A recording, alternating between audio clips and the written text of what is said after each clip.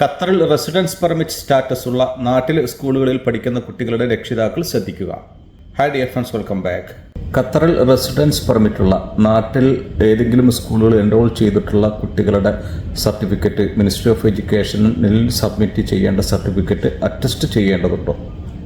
ഈ ഒരു വിഷയവുമായിട്ട് ബന്ധപ്പെട്ട് ഞാൻ മുമ്പൊരു വീഡിയോ ചെയ്തിരുന്നു. ഇങ്ങനെ നാട്ടിൽ പഠിക്കുന്ന കുട്ടികൾ, ഇവിടെ ഖത്തറിൽ റെസിഡൻസ് പെർമിറ്റുള്ള കുട്ടികൾ നാട്ടിൽ ഏതെങ്കിലും സ്കൂളുകളിൽ എൻറോൾ ചെയ്തിരിക്കുകയാണെങ്കിൽ, നാട്ടിലെ സ്കൂളുകളിൽ പഠിക്കുകയാണെങ്കിൽ ഇവിടുത്തെ ഗവൺമെൻറ്റിൻ്റെ നിയമം അനുസരിച്ച് മിനിസ്ട്രി ഓഫ് എഡ്യൂക്കേഷനിൽ അവിടുത്തെ ഒരു സർട്ടിഫിക്കറ്റ് നമ്മൾ ഹാജരാക്കേണ്ടതുണ്ട്.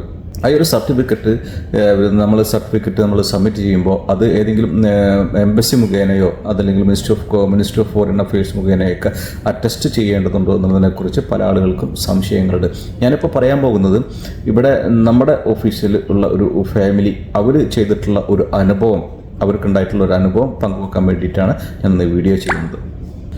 എന്നോടൊപ്പം വർക്ക് ചെയ്യുന്ന ഒരു ഫാമിലി അവരുടെ മകളുടെ റെസിഡൻസ് പെർമിറ്റ് റിന്യൂ ചെയ്യാൻ മെട്രാഷിലൂടെ റിന്യൂ ചെയ്യാൻ നോക്കുമ്പോൾ അവർക്ക് അതിൻ്റെ പ്രോസസ്സിങ് മുന്നോട്ട് കൊണ്ടുപോകാൻ സാധിക്കുന്നില്ല. അപ്പോൾ അവർക്ക് മെസ്സേജ് ലഭിച്ചത് മിനിസ്ട്രി ഓഫ് എഡ്യൂക്കേഷൻ്റെ ഒരു റിക്വയർമെൻറ്റ് ബാക്കിയുണ്ട് എന്നുള്ളതാണ്. അങ്ങനെ മിനിസ്ട്രി ഓഫ് എഡ്യൂക്കേഷനുമായിട്ട് ബന്ധപ്പെടാൻ അവർക്ക് മെസ്സേജ് വന്നു.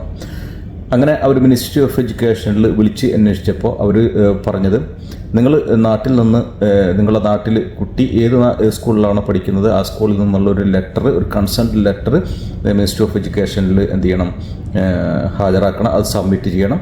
അതങ്ങനെ അവർ അറ്റസ്റ്റ് ചെയ്യേണ്ടതുണ്ടോ എന്ന് ചോദിച്ചപ്പോൾ അറ്റസ്റ്റ് ചെയ്യേണ്ട കാര്യമൊന്നുമില്ല, അത് ജസ്റ്റ് നിങ്ങൾ മിനിസ്ട്രി ഓഫ് എഡ്യൂക്കേഷൻ്റെ വെബ്സൈറ്റിൽ അപ്ലോഡ് ചെയ്യുക എന്നുള്ളതാണ് അവർ പറഞ്ഞിട്ടുള്ള മറുപടി. അങ്ങനെ അവർ മിനിസ്ട്രി ഓഫ് എഡ്യൂക്കേഷൻ്റെ വെബ്സൈറ്റിൽ കയറി അവരുടെ യൂസർ നെയിമും പാസ്വേഡൊക്കെ ഉപയോഗിച്ച് അവർ ലോഗിൻ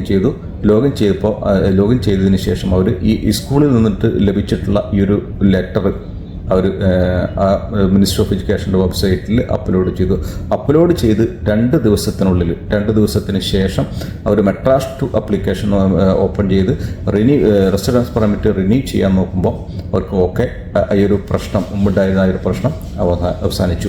അപ്പോൾ ഈ ഒരു അനുഭവമാണ് ഞാൻ നിങ്ങളുമായിട്ട് ഷെയർ ചെയ്യുന്നത്. അപ്പോൾ അവർ ആ ഒരു സ്കൂളിൽ നിന്ന് ലഭിച്ചിട്ടുള്ള ഈ ഒരു സർട്ടിഫിക്കറ്റ് നിങ്ങൾക്ക് ഇവിടെ സ്ക്രീനിൽ കാണാം. ഇതാണ് അവർ ഹാജരാക്കിയിട്ടുള്ള ഒരു സർട്ടിഫിക്കറ്റ്. ഇത് അറ്റസ്റ്റ് ചെയ്യാതെ നേരിട്ട് ഒരു മിനിസ്ട്രി ഓഫ് എഡ്യൂക്കേഷൻ്റെ വെബ്സൈറ്റിൽ അപ്ലോഡ് ചെയ്തു. ഓക്കെ, അങ്ങനെ അവർക്ക് 2 ദിവസത്തിനുള്ളിൽ അവർക്ക് റെസിഡൻസ് പെർമിറ്റ് റിന്യൂ ചെയ്യാൻ സാധിച്ചു. എല്ലാ കുട്ടികൾക്കും നിർബന്ധിത വിദ്യാഭ്യാസം നൽകണമെന്ന ഇവിടുത്തെ ഗവൺമെൻറ്റിൻ്റെ തീരുമാനത്തിൻ്റെ അടിസ്ഥാനത്തിലാണ് നമ്മൾ ഇവിടുത്തെ റെസിഡൻസ് പെർമിറ്റുള്ള കുട്ടികൾ നാട്ടിൽ പഠിക്കുകയാണെങ്കിൽ ആ സ്കൂളുകളിൽ നിന്ന് നമ്മളൊരു സർട്ടിഫിക്കറ്റ് ഹാജരാക്കി ഇവിടുത്തെ മിനിസ്ട്രി ഓഫ് എഡ്യൂക്കേഷനിൽ നിർബന്ധമായിട്ടും സബ്മിറ്റ് ചെയ്യണമെന്ന് ഇവിടുത്തെ ഗവൺമെൻറ് നിർദ്ദേശിച്ചിട്ടുള്ളത്. ഈ ഒരു വിഷയത്തിലാണ് ഞാൻ ഇതുമായിട്ട് ബന്ധപ്പെട്ടുള്ളൊരു എക്സ്പീരിയൻസ് ഞാൻ നിങ്ങളുമായിട്ട് ഷെയർ ചെയ്തിട്ടുള്ളത്. അപ്പോൾ നിങ്ങൾക്കും അത് ഉപകാരപ്പെടുമെന്ന് വിചാരിക്കുന്നു. Okay, thank you.